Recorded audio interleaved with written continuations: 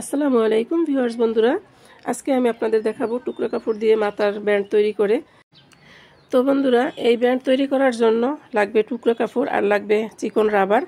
তো আমরা যখন সেলাই করি আমাদের ঘরে কিন্তু অনেক টুকরো কাপড় থাকে, সেই টুকরো কাপড়গুলো আমরা অনায়াসে ফেলে দিই। তো আশা করি আজকে আমার এই ভিডিও দেখার পর থেকে আপনারা কেউ আর টুকরো কাপড় ফেলে দিবেন না। টুকরো কাপড় দিয়ে এরকমের প্রয়োজনীয় জিনিস আমরা নিজেরাই তৈরি করে নিব। তো এরকমের টুকরো কাপড় দিয়ে যদি মাথার ব্যান্ড তৈরি করে নিই তাহলে কিন্তু আমাদের অনেকগুলো টাকা বেঁচে যাবে। তো চলুন বন্ধুরা, আমরা সেলাই মেশিনে যাই এবং ব্যান্ড তৈরি করি। তো ব্যান্ড তৈরি করার জন্য এখানে আমি একটি টুকরো নিয়েছি। তো এই টুকরার লম্বা এখানে 2 গজ আছে, লম্বা 17 ইঞ্চি। তো আমার মোট 34 ইঞ্চি কাপড় আছে লম্বা, এবং চওড়ায় আছে 5 ইঞ্চি। তো এই কাপড়টিকে এখন আমি ভাঁজ করে আগে সেলাই দিয়ে নিব। এই যে লাগবে চিকন রাবার। তো সবার আগে কাপড়টিকে আমি উল্টিয়ে ভাঁজ করে নিব। এই যে 2 সাইড এভাবে একত্র করে তারপরে সেলাই করব।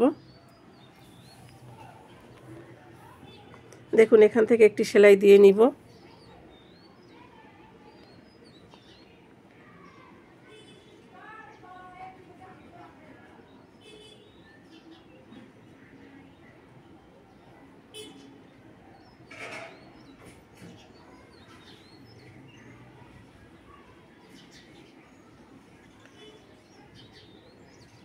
তো দেখুন বন্ধুরা, সেলাই দেওয়া কিন্তু শেষ। এখন আমি কতটুকু রাবার নিব সেটা দেখাবো।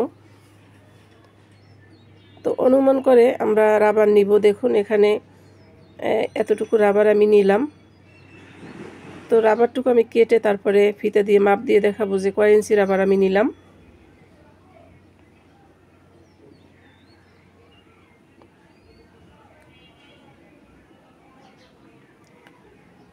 রাবারের উপরে এবার ফিতে ধরে আমি মাপ নিলাম। তো এখানে আমার 7 ইঞ্চি রাবার আছে, আপনারা চাইলে আরও কমও নিতে পারেন।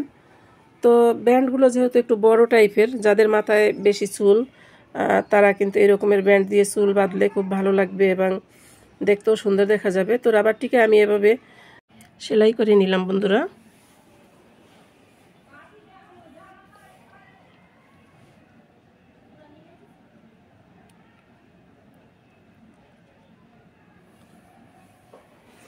তো বন্ধুরা, রাবারটি সেলাই করার সময় লক্ষ্য রাখতে হবে রাবারটি যাতে খুব ভালোভাবে সেলাই হয়, যাতে ছিঁড়ে না যায়।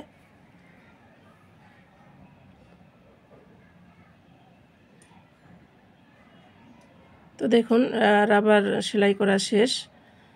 তো এখন একাত্রে রাবার দিয়ে কিভাবে সুই সুতার ঝামেলা ছাড়া, সেফটি পিন ছাড়া কিভাবে সেলাই করব সেটাই কিন্তু এখন আমি আপনাদের দেখাচ্ছি। দেখুন, কাপড়টিকে এভাবে কুচি কুচি করে একাত্র করে নিতে হবে। তারপরে রাবারটি ঠিক মাঝখানে রেখে এই যে 2 সাইড এভাবে একাত্র করে এটাও মাঝখানে রেখে দিতে হবে। তারপরে এই সাইডের 2 সাইড মিলিয়ে তারপরে সেলাই করতে হবে। একটু লক্ষ্য করলেই বুঝতে পারবেন বন্ধুরা।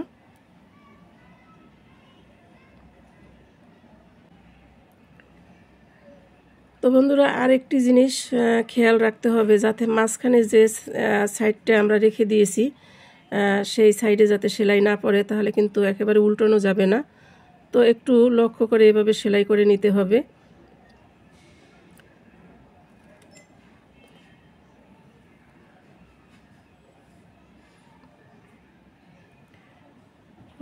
সেলাইটি একেবারেই সহজ, একবার দেখলেই সবাই পারবেন। যারা একেবারে নূতন তারাও একবার দেখলেই পারবে।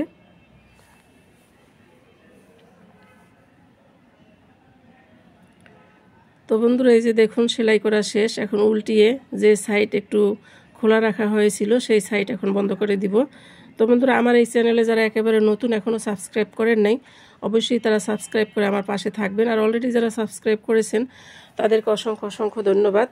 তো বন্ধুরা, আমার এই ভিডিওটি আপনাদের কেমন লাগলো অবশ্যই কমেন্ট করে জানাবেন এবং লাইক কমেন্ট শেয়ার করে পাশে থাকবেন। আবার কথা হবে অন্য কোনো ভিডিওতে। সেই পর্যন্ত আপনারা সবাই ভালো থাকবেন, সুস্থ থাকবেন। আল্লাহ হাফেজ, আসসালামু আলাইকুম।